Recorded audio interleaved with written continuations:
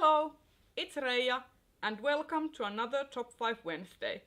All the pertinent links to the Goodreads group and hosts are down in the description for your viewing pleasure, so be sure to check them out.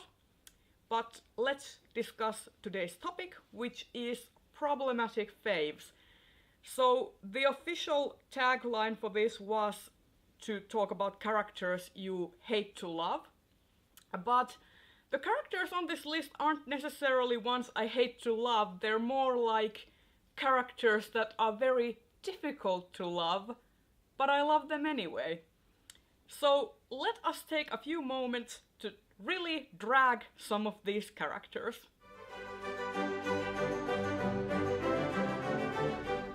And the first character I want to talk about is Felix Harrowgate from the Doctrine of Labyrinth series by Sarah Monette. And Felix is an interesting character because he has a lot of qualities that I really like. He's really assertive, he's ambitious, and he's very unapologetic about who he is. He is a gay man and he doesn't apologize for it. In fact, he flaunts it to those who are uncomfortable with it, which makes him really sassy and wonderful. And he's also very talented as a wizard. But all of the things that I really love about Felix are nothing compared to the fact that he is a very shitty person. He is very toxic to all those people he is close to, and he is abusive. And those aspects of him really make me not want to root for him, but he is such a well-written and well-rounded character that I can't help but hope for him to do better. And he does get better during this series, so it's not like he is a relentless bastard all throughout. Next character I want to talk about is Alabaster from the Broken Earth trilogy. Now, the Broken Earth trilogy is actually a very fertile ground for problematic characters, but I want to focus mostly on Alabaster because I think that Alabaster is a very complicated character. From what I read, he could be interpreted as a bisexual, but I interpret him as a gay man forced to coupling with women for breeding purposes, which is part of the oppression he faces. And he is really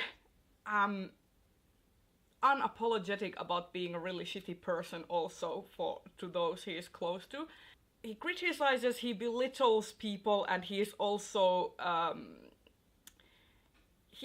using what little agency he has to put out this kind of facade of superiority, which in reality he doesn't have, because he doesn't have any rights, because he is an oppressed origin of the Fulcrum.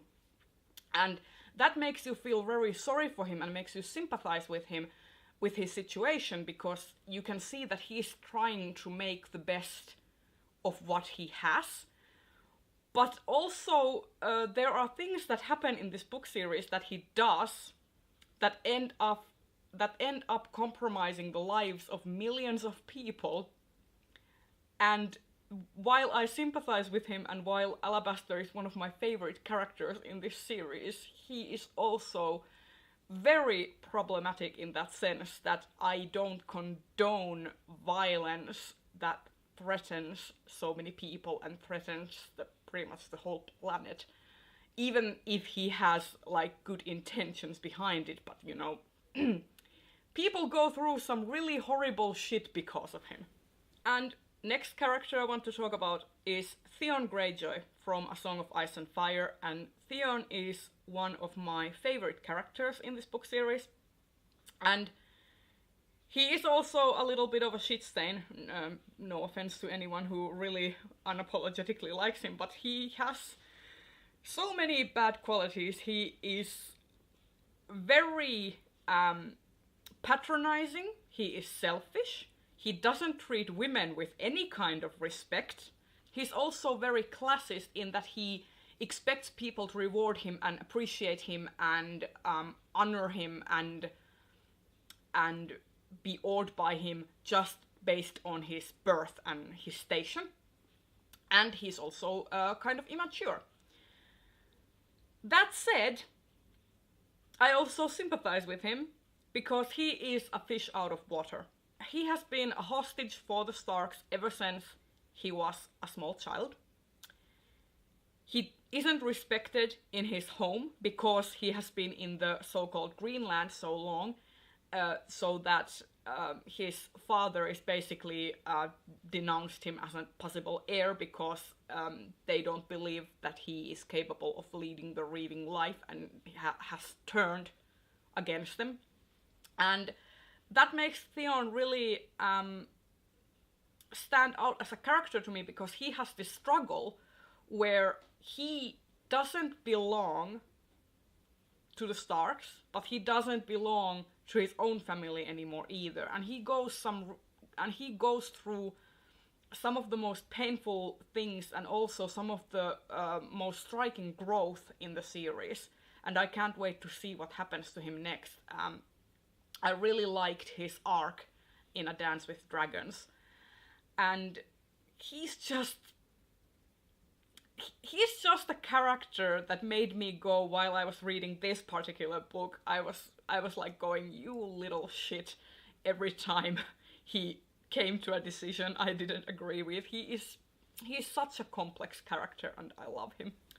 Next up, I want to talk about Mr. Knightley from Emma. I'm going to keep this short because while Mr. Knightley is one of my favorite Austen heroes, he is not without faults. I love him in the sense that he is a foil to Emma and kind of a sound of reason in her life and criticizes her for her horrible decisions.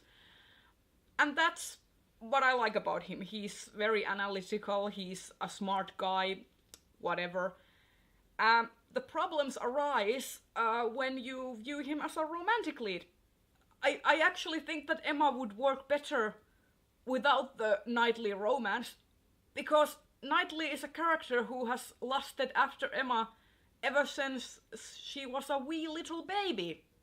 And Emma is 16 in the book, and Knightley is somewhere in his 30s, so the power dynamic there is really skewy, and I don't really condone it, even though Mr. Knightley is one of the better written characters in this book, and I like other aspects of him. I just really detest the romance part, because, you know, yuck. And lastly, I want to talk about Gia from the Dandelion Dynasty by Ken Liu. Gia is a very intelligent character, a very skilled herbalist, and knows a lot about plants and herbal remedies. And she has a more prominent role in The Wall of Storms than she has in A Grace of Kings. And she does some really ruthless things in The Wall of Storms that I can't talk about much because it goes into spoiler territory, but let's be sure that the things she does make you think of her in a completely new light and not necessarily in the most sympathetic one. But I still really love her character. I can see where she's coming from.